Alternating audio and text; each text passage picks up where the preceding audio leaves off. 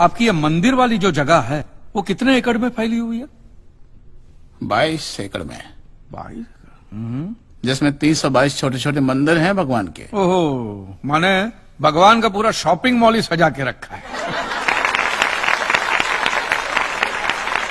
Silence. और इन सारे मंदिरों में भगवान की सेवा के लिए 142 पुजारी हैं, समझा? आपके मंदिर के बाहर भिखारी कितने बैठते हो पता है आपको? क्या? भिखारी भिखारी अंदर की 320 मूर्तियां, 142 पुजारी याद है आपको, लेकिन आप ही के मंदिर के बाहर बरसों से कितने भिखारी बैठते हो याद है आपको? मिलॉर्ड, इनके मंदिर के बाहर जो भिखारी बैठते हो उसमें किसी को भी मंदिर के अंदर एंट्री नहीं। अब धूप हो बारिश हो बाहर सड़ते रहने का, अंदर पैर नहीं रखने का। ना मत कहना, ना मत कहना, ये आप ही के मंदिर के पुजारी ने मुझे बताया था। उसने तो मुझे ये भी बताया था महाराज कि कांजी भाई, ये केस अगर आपको जीतना है ना भैया तो हर सोमवार को आइए। तो मैंने पूछा मिलॉर्ड कि मैं कहाँ हूं? तो कहते हैं शिव जी के मंदिर में आइए और 1 लोटा दूध चढ़ाइए, फिर देखिए। मैंने बोला ठीक है, ये भी करके देख लेते। तो मिलॉर्ड में पहुंच गया मंडे को दूध का लोटा लेकर। ये लंबी लाइन लगी, सबके सब हाथ में लोटा पकड़ के खड़े हुए थे ऐसे। मैंने सोचा अंदर जरूर कोई दूध पीने वाला होगा, वरना ये सबके सब गधे थोड़ी है जो ऐसे लोटा पकड़ के लाइन में खड़े।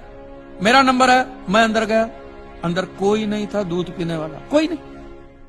बीच में वो काला पत्थर पड़ा हुआ था, उसे शिवलिंग कहते हैं मूर्ख। हाँ शिवलिंग पड़ा हुआ था, और वो पत्थर मिलो, वो पत्थर दूध था। और वो पत्थर के बिल्कुल बगल में से छोटी सी पतली सी नाली में से वो सारा दूध बाहर की ओर जा रहा। मैंने बोला कि यस, बाहर तो कोई खड़ा ही खड़ा होगा दूध पीने वाला। देखा बाहर भी कोई नहीं था। वो सारा दूध मिलो उस नाली से निकलकर बाहर गटर में जा रहा, टोटल वेस्ट। और वो गटर को लग के एक भिखारी खड़ा हुआ था, बेचारा 4-5 दिन का भूखा होगा महाराज, भूख के मारे वो कांप रहा था। उसको शायद ये दूध ही पीना था, लेकिन गटर में से कैसे? तो उस भिखारी को मैंने मेरा दूध का लोटा दे दिया, और दूध पीकर उसने मुझसे क्या कहा पता है? भगवान तेरा भला करे।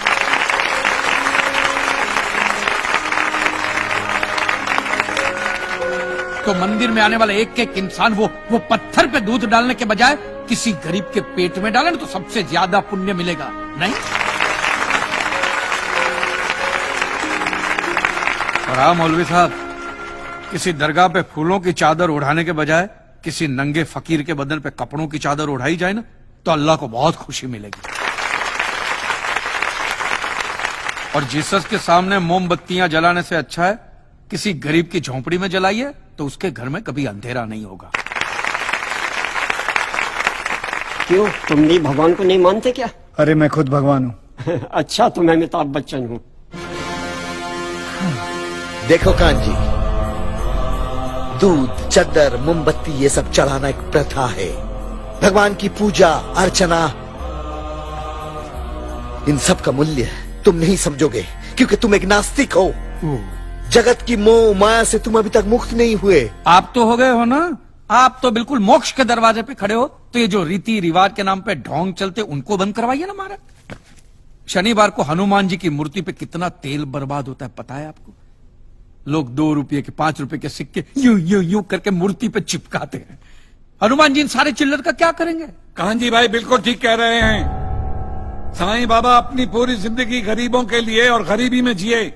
जब तक वो जिंदा रहे तेल की एक एक बूंद के लिए दर बदर भटकते रहे, और आज उनके मरने के बाद उनके लिए करोड़ों का सिंहासन, सोने का मुकुट, किसके लिए बताइए महाराज। एक बात बताइए, जो भी भक्त भगवान की श्रद्धा से सच्चे दिल से भक्ति करता है, उस पर तो उस परम कृपालु की कृपा दृष्टि रहती है ना?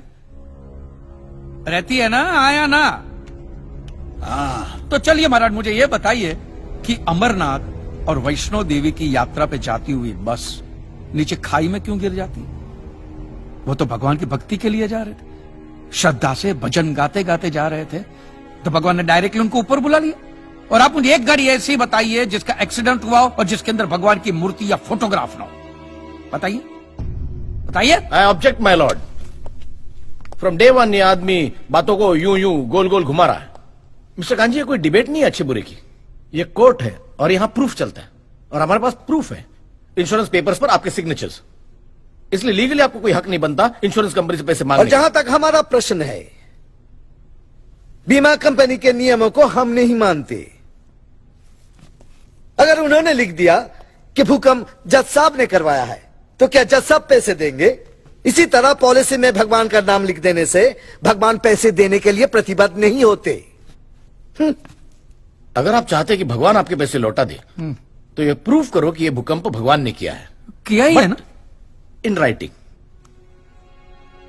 है, कहीं लिखा हुआ तुम्हारे पास है? Any proof? मिलॉर्ड, ये mister kanji, court of law में सिर्फ दलीलों पर फैसले नहीं होते। आपकी दलीलें, आपके आर्गुमेंट्स आम जनता के लिए कितने भी वैलिड क्यों ना हो, लेकिन अगर आप उन्हें साबित नहीं कर सकते हैं तो उनका कोई मतलब नहीं। आपके पास कोई सबूत है? You may please proceed. Your honour, इससे पहले कि मिस्टर कांजी अपने तीखे और कटाक्ष भरे व्यूज बिना किसी रेफरेंस प्रदर्शित करें, मैं उनसे पूछना चाहता हूं कि उनके पास कोई प्रूफ है जिससे वो साबित कर सके कि उनकी दुकान भगवान ने गिराई है। मिलॉर्ड, अब जो सवाल मैं पूछने जा रहा हूं उसके लिए मुझे एक ज्ञानी पंडित की जरूरत है। तो आप मेरे जो भी कोई ज्ञानी पंडित है वो यहां पे आए, सिर्फ ज्ञानी आए, ज्ञानी। हाँ, आप बैठ जाइए।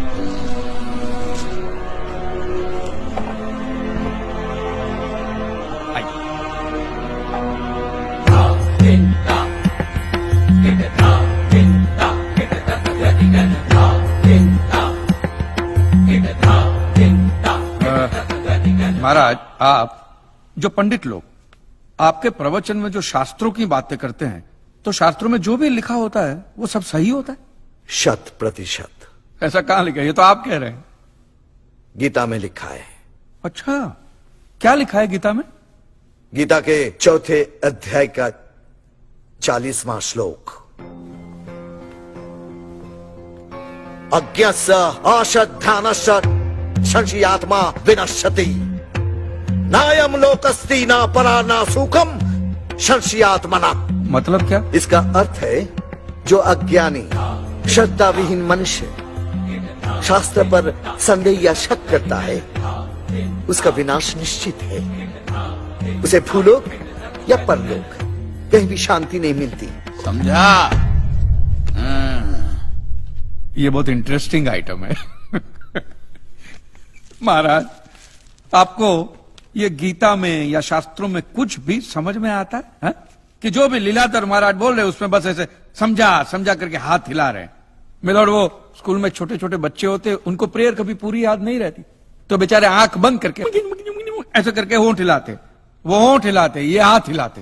एक कांजी, तूने एक सिद्ध साधु का अपमान किया है, तो तुझे नरक में भी जगह नहीं मिलेगी। कहां से मिलेगी महाराज?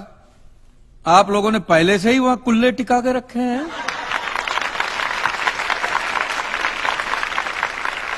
तेरा ये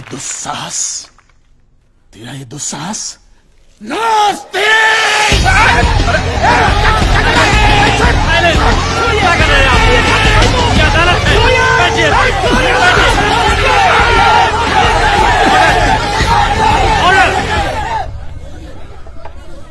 बैठ जाइए।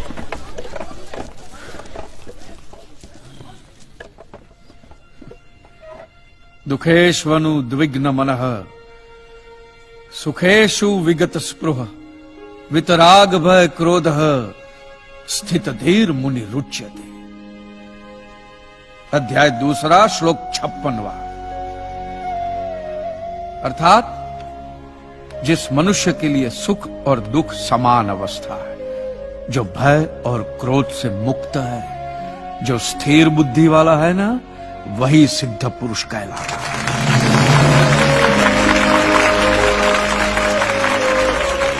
ये मुझे गीता सिखाएंगे?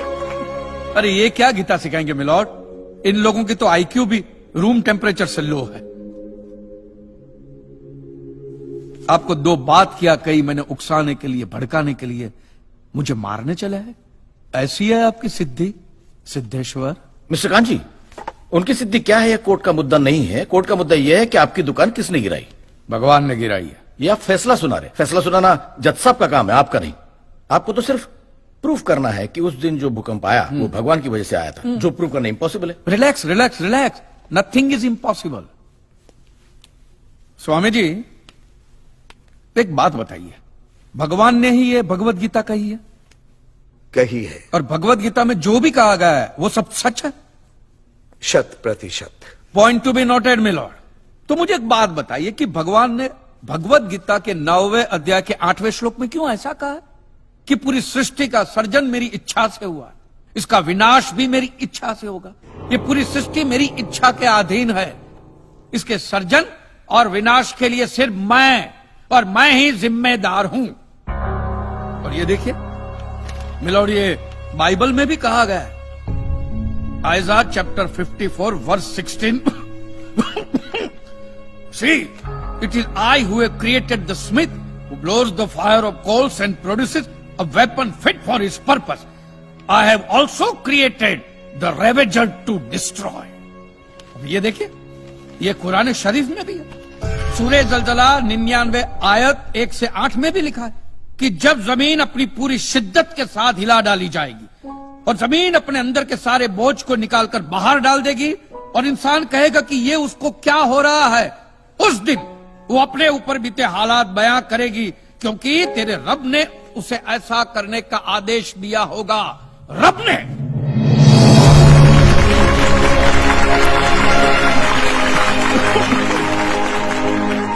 इन सारी बातों का मतलब एक ही होता है मिलोन, कि ये भगवान द्वारा किए हुए भूकंप से ही मेरी दुकान गिरी है। मतलब it is an act of God. ये सब ऊपर वाले की करनी है, और मेरे साथ साथ जिन लोगों का नुकसान ऊपर वाले की वजह से हुआ है उन सब के पैसे भी ऊपर वाला ही देगा,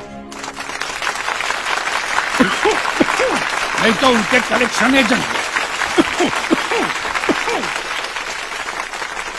your honour, mister Kanchi Leeladhar Swami को बातों में फंसा रहे। सरदेसाई जी, क्या कर रहे हैं आप? अरे बोलने दो, उससे बोलने दो। अगर ये प्रूव हो जाता है कि भगवान है तो हम लोग पैसा देने से बच जाएंगे। अच्छा, पूरा दोष अब आप हम पर थोपना चाहते हैं। अपनी स्कीम से बचने के लिए आप भगवान का नाम नहीं ले सकते, चुप कीजिए, क्योंकि भगवान पर सिर्फ हमारा कॉपीराइट है। कॉपीराइट? अरे 2 मंदिर क्या बनवा दिए? भगवान आपके बाप का मालूम है? खबरदार, हमारा संप्रदाय तुमको छोड़ेगा नहीं। क्या कर रहे हो? साइलेंस। रिलैक्स। आज तक तो मिलॉर्ड सिर्फ इतना ही सुनने में आया था कि भगवान की आरती होती है, आराधना होती है, यज्ञ वगैरह होता है। आज तो ये भी सुनने को मिल रहा है कि भगवान के कॉपीराइट भी होते हैं। भगवान के कॉपीराइट ऊपर वाले की ब्रांड बना दी है इन्होंने। आज मुझे विश्वास हो गया है कि भगवान नहीं है, बिल्कुल नहीं है, हो ही नहीं सकता, क्योंकि अगर वो होते तो उसने आप जैसे पाखंडियों को तो कब का उठा लिया होता। मुझे जो करना था वो मैंने साबित कर दिया है मिलोन। अब इसका पूरा फैसला